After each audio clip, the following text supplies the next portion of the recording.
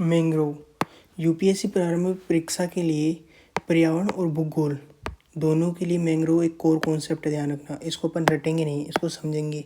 4-5 ऐसे इसके टॉपिक हैं, कॉन्सेप्ट हैं जो समझने पर याद हो जाएंगे और यूपीएससी पीटी वहीं से प्रश्न पूछती है।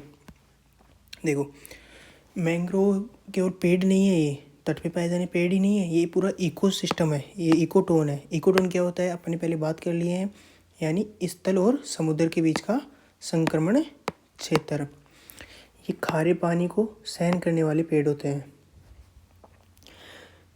और इनको ये बाढ़ से तटों की रक्षा भी करते हैं। जो समुद्र की जो तरंगे होती हैं, गहरी तरंगे होती हैं, उनसे रक्षा करते हैं। यूपीएससी पीटी में प्रश्न पूछ चुका है।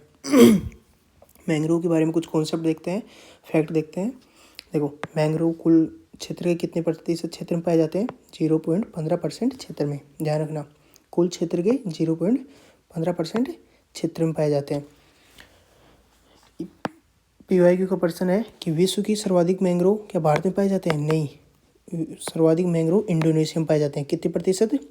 19%। भारत में कितना पाया जाता है? कुल विश्व के मैंग्रोव का 3.3% ही भारत में पाया जाता है। मैंग्रोव को तटरेखा के प्रहरी बोलते हैं। तटरेखा के प्रहरी क्यों बोलते हैं? अभी मैंने बताया था कि तट पे ये पाए जाते हैं, तो जब समुद्र की जो तरंगे होती हैं, गहरी तरंगे होती हैं, तो अंदर जब तट के अंदर आएंगी तो अत्यधिक क्षति करेंगी। लेकिन ये मैंग्रोव यहाँ पर एक दीवार का बाधा के रूप में कार्य करती हैं। तो ये तरंगे यहाँ पर अपनी ऊर्जा को कम कर देती हैं, यानी इनसे टकरा के स्लो हो जाती हैं, इसका नुकसान कम करती हैं। अभी हाल में एक चक्रवात आया था ना, उसके कारण भी उड़ीसा में नुकसान कम हुआ था, भितरकनिका में नुकसान कम हुआ। आगे वो उसको देखेंगे। अच्छा, मैंने बोला था 4-5 इंपॉर्टेंट जो फैक्ट हैं वो देखेंगे। तो उनमें है पहला, न्यूमेटोफोर्स जड़ें होती हैं। मैंग्रोव की जो जड़ें होती हैं ना, वो अंदर पानी से ऊपर हवा की ओर बाहर निकली हुई रहती हैं। हवा की ओर बाहर क्यों निकली हुई रहती है? ताकि हवा से ऑक्सीजन ले सकें। तो न्यूमेटोफोर्स जड़ें या श्वसन जड़ें क्या होती हैं? कीचड़ और पानी से ऊपर निकलती हैं ये, और ये गुरुत्वाकर्षण के विरुद्ध होती हैं। गुरुत्वाकर्षण क्या होता है? नीचे और जाना चाहिए था, लेकिन ये ऊपर की ओर जाती हैं। और क्या करती हैं ये? इनका कार्य क्या है? ऑक्सीजन से वायुमंडल को अवशोषित करना। अच्छा, इनका मेन एग्जाम्पल कौन सा है? काले मैंग्रोव में ये अत्यधिक पाई जाती हैं। यूपीएससी पीटी में पूछ सकता है क्या सभी मैंग्रोव में न्यूमेटोफोर्स जड़ें पाई जाती हैं? नहीं, जरूरी नहीं है कि सभी में न्यूमेटोफोर्स जड़ें पाई जाएं। दूसरा फैक्ट है अवस्तंभ मूल, ये भी एक प्रकार की जड़ें ही हैं।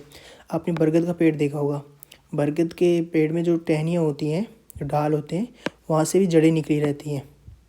उसी प्रकार इनमें भी पाई जाती हैं। इनका क्या कार्य हुआ? ये एंकर की तरह कार्य करती हैं। यदि मान लो मैंग्रोव केवल एक पेड़ के एक तने के सहारे खड़ा है, तो उसकी गिरने की संभावना रहेगी ना, क्योंकि समुद्र में लहरें आती रहती हैं। तो इसकी डालियों से भी जड़ें निकलती हैं और वो अंदर धरती में जाती हैं, ताकि एक एंकर के रूप में कार्य कर सकें। एग्जाम्पल, इनका बेस्ट एग्जाम्पल है लाल मैंग्रोव।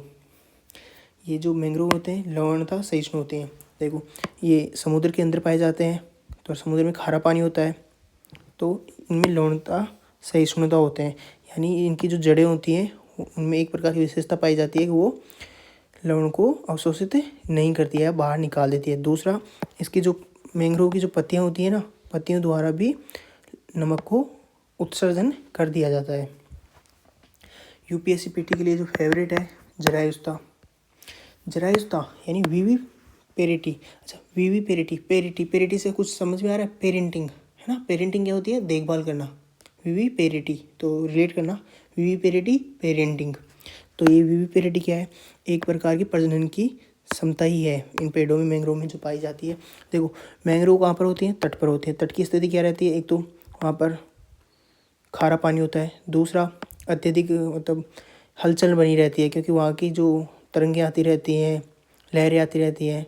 तो इस कारण ये पेड़ क्या करते हैं? मैंग्रोव जो अपना फल होता है उसको अपने पास ही अंकुरित कर लेते हैं, और जो अंकुरित होकर बड़ा हो जाता है तो उसको नीचे गिरा देते हैं, ताकि वो तुरंत स्थिर हो सके, अपने आप को वहाँ पर जमा पाए।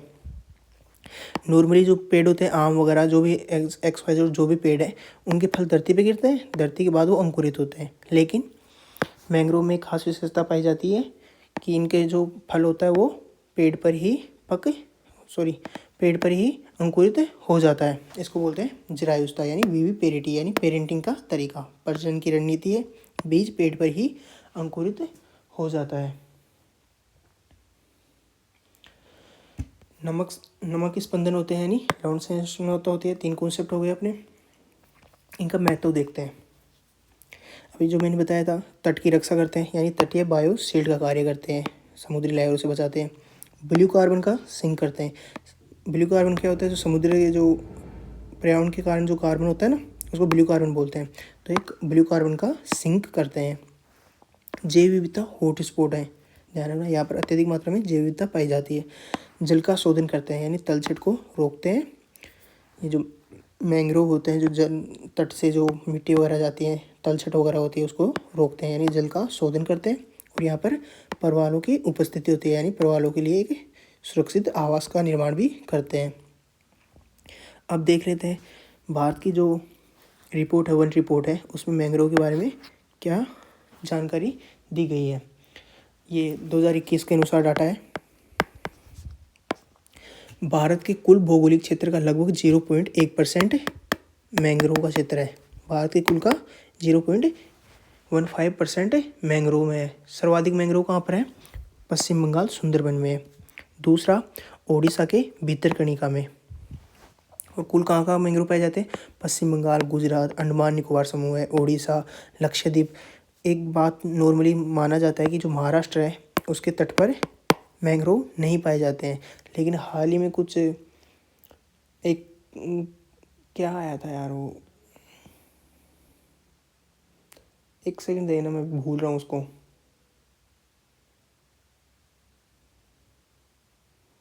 चलो आगे बताऊँगा यदि याद आएगा तो। अच्छा, इनको मैंग्रोव को खतरा किस किस से है? जैसे अपन मानव ने क्या किया, जो जंगल पृथ्वी पर स्थल भाग में जो जंगल थे उनको हमने कटाई करके कृषि वगैरह क्षेत्र या उनमें बसना शुरू कर दिए। उसी प्रकार अब जो मैंग्रोव हैं, अपन जल वाले जो वन है उनमें भी आगे बढ़ना शुरू कर दिए हैं और उनको भी अपनी वजह से खतरा होने लग गया है, क्योंकि अपन झींगा जलीय कृषि के कारण उन मैंग्रोव की कटाई वगैरह या नष्ट वगैरह कर देते हैं। दूसरा, शहरीकरण और औद्योगिकीकरण के कारण उनका नुकसान हो रहा है। तीसरा, जलवायु परिवर्तन और समुद्र स्तर में जब वृद्धि हो रही है उसके कारण भी मैंग्रोव को खतरा हो रहा है। अच्छा, मैंग्रोव के बारे में कौन कौन सी जो योजना है, इनको संरक्षण करने के लिए कुछ योजना तो बनाएंगे। खतरा तो अपन ने देख लिया, महत्व भी अपने देख लिया, अब संरक्षण भी तो करना जरूरी है ना। अपने को पता चल गया इनका बहुत ज़्यादा महत्व है, तो संरक्षण करने के लिए अपन ने 2023-24 के अंदर मिष्टी योजना आई थी। मिष्टी योजना क्या है? मिष्टी योजना क्या है? फुल फॉर्म है इसके mangrove initiative for solar line habitat and tangible income, यानी तटीय पर्यावासों और मूर्त आय के लिए मैंग्रोव की एक पहल है मिष्टी। ध्यान रखना, मिष्टी मैंग्रोव के लिए है। और मैंने कल पिछली वाली क्लास में बताया था कि जो आर्द्र भूमि है उनके लिए कौन सी योजना थी? अमृत धरोहर पहल। तो दोनों में कन्फ्यूजन ना हो, ध्यान रखना। मिष्टी का उद्देश्य क्या है? समुद्र तट के किनारे लवणीय भूमि पर मैंग्रोव का वृक्षारोपण। तो क्या मिष्टी योजना किसके तहत कार्य करी है? ये ध्यान रखना, मनरेगा और कैंपा फंड। अच्छा, मनरेगा के द्वारा यहाँ पर पेड़ पौधे उगाए जा रहे हैं, मतलब जो मैंग्रोव है उनका विकास किया जा रहा है। कैंपा फंड क्या है? ये इसके लिए फंड देता है। कैंपा फंड क्या है? पर्यावरण संरक्षण के लिए धन उपलब्ध कराता है। इसके अलावा मिष्टी योजना में निजी और सार्वजनिक भागीदारी भी है। मैंग्रोव को CRZ घोषित किया गया। CRZ के अंदर जो CRZ क्या है कि जो तट का जो क्षेत्र है उसको विनियमन के आधार है, मतलब कौन सा क्षेत्र किस CRZ में आएगा, ताकि उसमें प्रतिबंधित किस लेवल का होगा। यानी CRZ है हस्तक्षेप को लेकर प्रतिबंध के बारे में है। तो मैंग्रोव है उनको CRZ 1 कैटेगरी में रखा है, यानी यहाँ पर सख्त से विनियमन क्षेत्र की इनका प्रतिबंध किया जाएगा। तो ये CRZ में ध्यान रखना कौन कौन आते हैं? मैंग्रोव आते हैं, परवाल भितिया और कुछ राष्ट्रीय उद्यान भी वहाँ के। अब देखते हैं इनके बारे में कुछ और इम्पोर्टेंट जो PT 2026 के लिए महत्वपूर्ण हो सकता है वो क्या क्या है।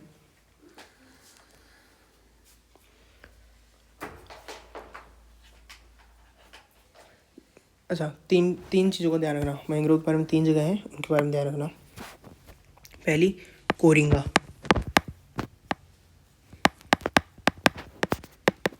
सेकंड भीतरकणिका। यदि मिलान के लिए पूछा जाए तो इन 3 के बारे में ध्यान रखना, क्योंकि हाल ही में ये चर्चा में रहे थे। तो पीटी के लिए इन तीनों को जोड़ने को लेकर याद कर रखना। तीसरा कौन सा है? पीचावरम। अच्छा, कोरिंगा कहाँ पर है? ये है आंध्र प्रदेश में। किसके, कौन सी नदी पर? गोदावरी के मुहाने पर। कहाँ है? आंध्र। और यहाँ पर नदी कौन सी है?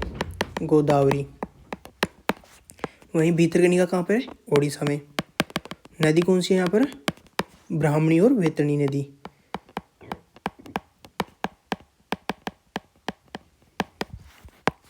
तीसरा, ये जो पीचावरम है ये कहाँ पर है? ये तमिलनाडु में। यहाँ पर मैंग्रोव के बीच नाव चलाना पर्यटन का एक हिस्सा है। जो मैंग्रोव है वहाँ पर नाव वगैरह चलाते हैं, ये उसका हिस्सा है। तो पीचावरम, इन तीनों को यदि मिलान करके लेके यदि पूछा जाए तो आपको यदि कोई एक ऑप्शन भी इनमें याद रहेगा तो आप उस पर्सन को अटेंड कर पाओगे। अब अपन देखते हैं परवाल भीतियाँ। देखो, परवाल भीतियाँ यूपीएससी के लिए काफ़ी इंपॉर्टेंट टॉपिक है। मैंग्रोव के बारे में तो उनके कुछ जो फैक्ट थे, जैसे उनकी जड़ों के और जरायुस्ता के बारे में पूछ सकती थी। यहाँ पर इनके परवाल का मतलब किस प्रकार की इनकी परिस्थितियाँ चाहिए, किस प्रकार के क्षेत्र में ये जीवित रह सकती हैं, उनको लेके पर्सन पूछ सकता है।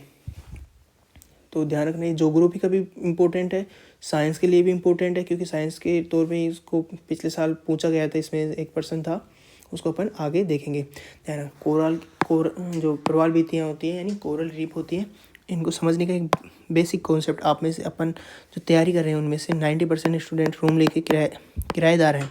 तो परवाल भीति भी एक तरह से किराएदार और मकान मालिक का ही संबंध है। कैसे? इसमें मकान मालिक कौन है? जो कोरल है यानी जो जीव है ना, वो तो मकान मालिक है। ये क्या करता है? चूना पत्थर से अपना घर बनाता है। जीव हो गया परवाल, पोलिप, ये है मकान मालिक। ये चूना पत्थर से घर बनाएगा। इसमें रहने कौन आएगा? जो किराएदार वो कौन है? जुक्सेंथेला, यानी ये जो शैवाल है इसमें किराएदार की भूमिका निभाता है। अब दोनों एक दूसरे से सहसंबंध बनाते हैं। ऐसा नहीं है कि जैसे अपन दिल्ली में रहते हैं तो अपने मकान मालिक के साथ अपने संबंध कैसे हैं कि मकान मालिक अपने से बोलते तक नहीं है। अपन जब उनको किराया देने जाते हैं या किसी काम से बात भी करते हैं तो वो गेट लगा के, वो जाली वाला गेट लगा के अपन से बात करते थे इस तरह से। लेकिन यहाँ पर कुछ साझेदारी भी है। जो ये मकान मालिक और किराएदार है इनके बीच में साझेदारी है। कौन सी? परवाल क्या काम कर रहा है? उसको घर दे रहा है। किससे? चूने पत्थर से बना हुआ। और जो जुक्सेंथेला है वो इस परवाल को खाना दे रहा है, यानी किराए के रूप में क्या दे रहा है? भोजन दे रहा है और रंग दे रहा है। तो इनकी साझेदारी के बारे में ध्यान रखना। यदि ये साझेदारी समाप्त हो जाए, जो साझेदारी इन दोनों की समाप्त हो जाती है तो उसको परवाल विरंजन बोलते हैं, यानी कोरल ब्लीचिंग। इंपॉर्टेंट है, ध्यान रखना। कोरल ब्लीचिंग, कोरल ब्लीचिंग का मतलब ये नहीं है कि वहाँ पर परवाल जो जीव था पोलिप वो नष्ट हो गया, नहीं, तनाव के कारण उनमें खतरे की मतलब संभावना आ गई है, यानी भूखमरी की संभावना आ गई। क्यों आई गई है? परवाल विरंजन क्या होते हैं अपन आगे देखेंगे। पहले देख लेते हैं इनके लिए भौगोलिक दशाएं क्या हैं। ध्यान रखना, भौगोलिक दिशाएं अनिवार्य रूप से पोलिप के लिए नहीं है ये, बल्कि इसका जो सहजीवी था जुक्सेंथेला उसके लिए है। जैसे अपन रूम देखने जाते हैं तो किराएदार क्या करता है? वो देखते हैं ना अपने अनुसार कि हाँ घर मेरे अनुसार है या नहीं है, या मैं इस परिस्थिति में रह पाऊँगा या नहीं रह पाऊँगा, यदि ज़्यादा शोर शराबा है तो मैं पढ़ाई नहीं कर पाऊँगा, तो मैं यहाँ नहीं रह सकता। इसी प्रकार ये जो भौगोलिक दशाएँ हैं वो पोलिप के लिए नहीं बल्कि सहजीवी शैवाल की ज़रूरतों को दर्शाती हैं। तो कौन सी भौगोलिक दशा होनी चाहिए? गर्म जल होना चाहिए। गर्म जल 23 डिग्री से लेके 29 डिग्री तक होना चाहिए। तो आप बताओ, महासागर में 23 डिग्री से लेकर 29 डिग्री तक का जल कहाँ पर पाया जाएगा? उष्ण कटिबंधीय क्षेत्रों में पाया जाता है ना। जैसे जैसे अपन और उष्ण कटिबंध से ध्रुवों की ओर जाएंगे तो वहाँ पर तापमान में जल के तापमान में कमी आ जाती है, यानी उस क्षेत्र में ये नहीं पाए जाते हैं। तो फैक्ट के रूप में क्या ध्यान रखेंगे अपन? गर्म जल के कारण ये उष्ण कटिबंधीय क्षेत्रों में ही अधिक पाए जाते हैं। दूसरा, जल की कैसा होना चाहिए? उथला जल होना चाहिए, यानी 50 मीटर से कम गहराई का होना चाहिए। क्यों कम गहराई का क्यों होना चाहिए? क्योंकि 50 मीटर तक प्रकाश संश्लेषण के द्वारा वो अपना भोजन बना पाएगा ना। यदि अधिक गहराई में होगा जहाँ पर प्रकाश संश्लेषण मौजूद नहीं है तो वो भोजन नहीं बना पाएगा, तो जीवित कैसे रहेंगे? तो इनके लिए उथला जल होना चाहिए। स्वच्छ और साफ जल होना चाहिए। स्वच्छ और साफ जल क्यों होना चाहिए?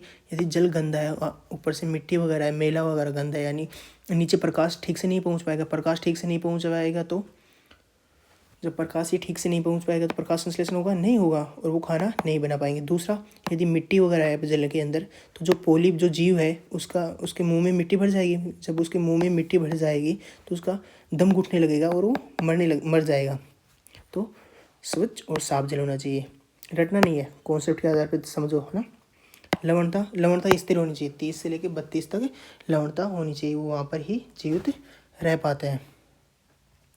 अच्छा, इसके बारे में कहाँ पर भारत में कहाँ पर पाए जाते हैं ये? अंडमान निकोबार और लक्षद्वीप समूह में पाए जाते हैं, मन्नार खाड़ी में पाए जाते हैं, कच्छ की खाड़ी में पाए जाते हैं। अच्छा, नॉर्मली मैंने जो पीछे बात किया था महाराष्ट्र के क्षेत्र में मैंग्रोव नहीं पाए जाते, वो सॉरी मैंग्रोव के बारे में नहीं था, वो था परवाल भीथी के बारे में था। नॉर्मली माना जाता है कि जो परवाल भीतियाँ हैं, जो कोरल है, वो महाराष्ट्र के तट पे नहीं पाया जाता है। लेकिन अभी हाल ही में एक खोज की गई है, उसका देखो क्या नाम था,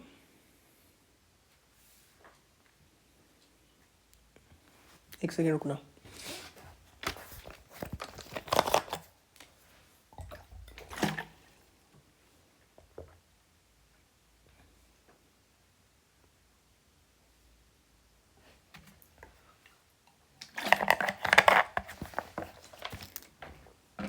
मैंने बताया कि महाराष्ट्र के जो तट पे है, महाराष्ट्र,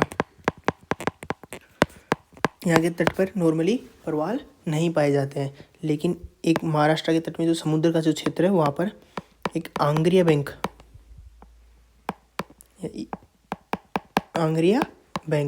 ये रामसर साइट की तरह घोषित नहीं है, लेकिन हाल ही में बहुत चर्चा में रहा। ध्यान रखना, ये हाल ही में चर्चा में रहा था, तो पीटी के लिए इम्पोर्टेंट हो सकता है आंग्रिया बैंक। ये आंग्रिया बैंक है क्या? यह महाराष्ट्र के तट के से थोड़ा दूर जो समुद्र है उसके अंदर भीतर में डूबा हुआ एक पठार है। इसकी क्या विशेषता है? यहाँ पर विशाल कोरल रीफ है। तो नॉर्मली तट पे माना जाता था कि यहाँ पर कोरल नहीं पाया जाता है, लेकिन जो थोड़ी दूर पठार है समुद्र के अंदर महाराष्ट्र तट से, वहाँ पर परवाल भीथी पाई जाती है। ध्यान रखना, यह किसी द्वीप के किनारे पे नहीं है, बल्कि खुले समुद्र के बीच में है। यूपीएससी के लिए देखो इसमें इंपॉर्टेंट क्या है कि आमतौर पर माना जाता था कि महाराष्ट्र के तट पर कोरल नहीं है, लेकिन जो आंग्रिया बैंक है इसका अपवाद है। तो ध्यान रखना, ये भारत का छिपा हुआ खजाना है। परवाल विरंजन की बात की थी कि परवाल विरंजन क्या होता है। देखो, परवाल विरंजन यानी जो शैवाल है ना, और जो परवाल है यानी जो मकान मालिक कौन है? परवाल है। जब मकान मालिक तनाव में आ जाता है, उसको कुछ समस्या हो जाती है कि जो अपन स्टूडेंट रह रहे हैं, तो स्टूडेंट यदि कुछ ज़्यादा दिक्कत कर रहा है मकान मालिक के लिए, तो यानी वो मकान मालिक तनाव में आ गया, तो वो क्या करता है? किराएदार को बाहर निकाल देगा। तो मकान मालिक जब किराएदार को बाहर निकाल देगा तो क्या होगा? उसके पास पैसा नहीं आएगा, तो वो भूखा मरेगा। तो ये भूखमरी कारण थोड़े समय बाद नष्ट हो जाएगा। लेकिन यदि थोड़े समय बाद ही किराएदार आके बोले कि ठीक है मैं सुधर गया हूँ, अब स्थिति ठीक है, नॉर्मल है, तो यदि वो वापस आ जाए किराएदार, तो ये वापस जीवित हो जाएगा ना मकान मालिक। तो यही परवाल विरंजन है, यानी जो कोरल है उनको तनाव की प्रतिक्रिया देता है। तनाव किस कारण हो जाता है? जो परवाल था यानी मकान मालिक था, उसके तनाव किस कारण? यदि तापमान में वृद्धि हो जाएगी तो वो नहीं रह पाएगा, प्रदूषण में वृद्धि हो जाएगी, तलछट में वृद्धि हो जाएगी, या लवणता में वृद्धि हो जाएगी, यानी जो भी भौगोलिक दशाएं हैं वो सही से नहीं मिलेंगी, तो वो तनाव में आ जाएगा। तनाव में आ जाएगा तो क्या करेगा? उसको लगेगा कि अपना जो भोजन वगैरह है मैं इसको शैवाल को रखूँगा तो मुझे नुकसान होगा, तो क्या करता है? इस शैवाल जुक्सेंथेला को अपने से बाहर निकाल देता है। जैसे वो बाहर निकालेगा तो उसको रंग भी नहीं मिलेगा और भोजन भी नहीं मिलेगा। यदि तनाव कम समय के लिए होता है तो ये पुनः जीवित हो जाते हैं, यानी किराएदार वापस आ गया तो वापस जीवित हो जाएगा। तनाव अधिक अवधि के लिए होगा तो परवाल भूखमरी से मर जाएगा। ध्यान रखना, इसी को परवाल विरंजन बोलते हैं, कोरल ब्लीचिंग बोलते हैं। तो ध्यान रखना, यूपीएससीपीटी के लिए फैक्ट के रूप में, कॉन्सेप्ट के रूप में भी है ये कि परवाल विरंजन कोरल की मृत्यु नहीं है, परवाल विरंजन वो तनाव है जिसके कारण वो भूखमरी में आता है। अच्छा, अभी हाल ही में क्या हुआ था, 2023-24 में एल नीनो की घटना आई थी।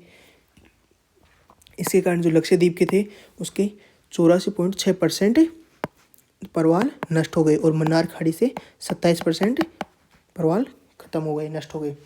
अब जो साइंस से रिलेटेड बायोरोक तकनीक और आर्टिफिशियल रीफ्स है, उसके बारे में जो नए अभी शोध हुए हैं, ये किस लिए हैं, ताकि अपन प्रवाल को अपनी तरफ से आगे बसा सकें। तो आर्टिफिशियल नहीं, मानव द्वारा तैयार किया गया ना, रीफ्स यानी उसका घर।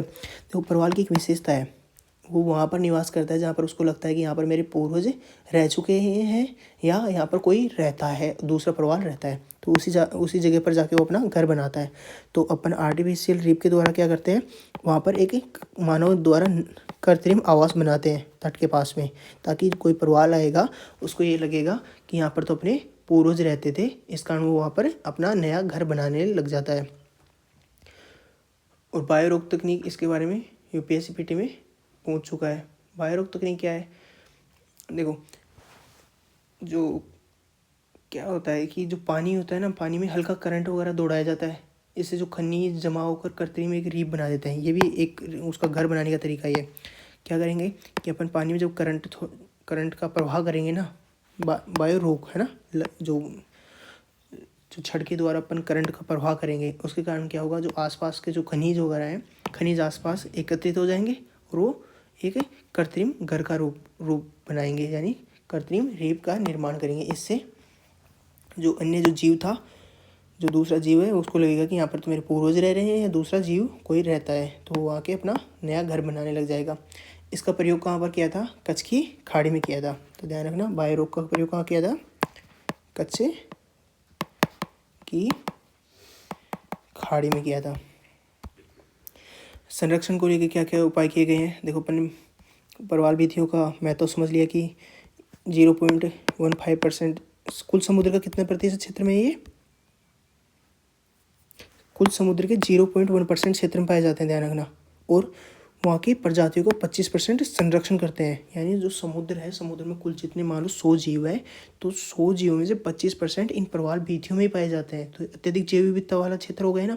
दूसरा, ये जो CO2 है उसका 30% संरक्षण करते हैं। यदि प्रवाल नष्ट हो गए तो ये जो CO2 है ये कहाँ जाएगा, ये वायुमंडल में जाएगा ना, तो इससे क्या होगा, ग्लोबल वार्मिंग हो गई। तो समझ में आया इसका महत्व कितना है। अब इस महत्व के कारण इसकी जो संरक्षण करना आवश्यक है, तो संरक्षण करने के लिए वैश्विक स्तर पर इंटरनेशनल कोरल रीफ इनिशिएटिव का गठन किया गया है।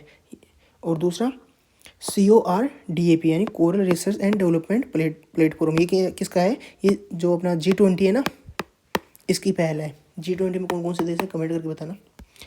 पीटी में पूछ चुका है G20 में देशों के बारे में, ध्यान रखना।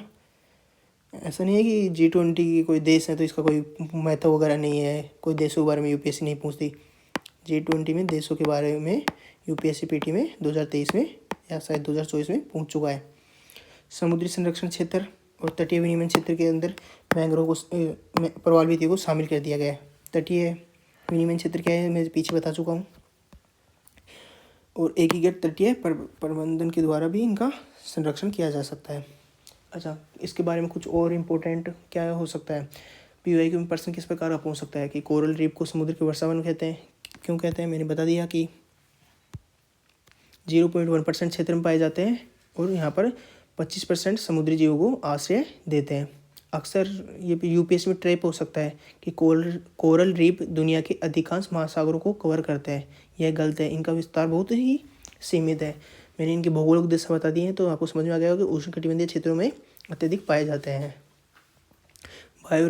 बायोरोक टेक्नोलॉजी के बारे में पूछ चुका है, इसके बारे में मैंने बता दिया कि ये एक हल्का करंट दौड़ाते हैं, जिससे आसपास के जो खनिज हैं वो एकत्रित होकर रीफ का निर्माण करें, मतलब घर का निर्माण करें। भारत में कहाँ पाए जाते हैं, लक्षद्वीप, अंडमान निकोबार वगैरह पाए जाते हैं। अच्छा, इनका जो निर्माण का कुछ तरीका है, यानी वो जो घर बनाते हैं ना, कुछ विशेष प्रकार के घर बनाते हैं, जिसको तटीय भित्ति, अवरोधक भित्ति या एटोल बोलते हैं। तटीय भित्ति में क्या होता है, छोटा या उथला घर होता है, जो कहाँ पर पाया जाता है, मन्नार की खाड़ी में। अवरोधक भित्ति जो आपको पता है, सर्वाधिक प्रवाल भित्ति कहाँ पर पाई जाती है, ग्रेट बैरियर रीफ में। तो वो कौन से किसका प्रकार है, अवरोधक भित्ति का, यानी वहाँ पर चौड़े और गहरे लेगुन होते हैं और भित्ति और तट के को आपस में थोड़ा अलग करते हैं। एटोल क्या होता है, एटोल जो घोड़े की नाल होती है ना, यूं आकार की, उसके आकार के जो प्रवाल होते हैं उनको एटोल बोलते हैं। ये केंद्रीय लेगून और लेगून के भीतर की भूमि है ना, लेगून के भीतर भूमि पाई जाती है नहीं। ये एटोल प्रकार का कहाँ पर पाया जाता है? लक्षद्वीप और मालदीव के एटोल। ध्यान रखना, जो लक्षद्वीप के जो प्रवाल भित्तियाँ हैं वो एटोल प्रकार की प्रवाल भित्तियाँ हैं। तो ये हो गया अपना प्रवाल भित्तियाँ कंप्लीट हो गई। नेक्स्ट टॉपिक अपन जैव विविधता के बारे में देखेंगे और फिर अपना प्रदूषण के बारे में देखेंगे और जलवायु परिवर्तन के बारे में। तो शायद अपनी 6-7 क्लास और होंगी, उसके बाद अपना पर्यावरण कंप्लीट हो जाएगा। तो कुल मिला के अपना लगभग 7-6 घंटे के अंदर पूरी पर्यावरण कंप्लीट हो जाएगी। Okay, bye bye, take care.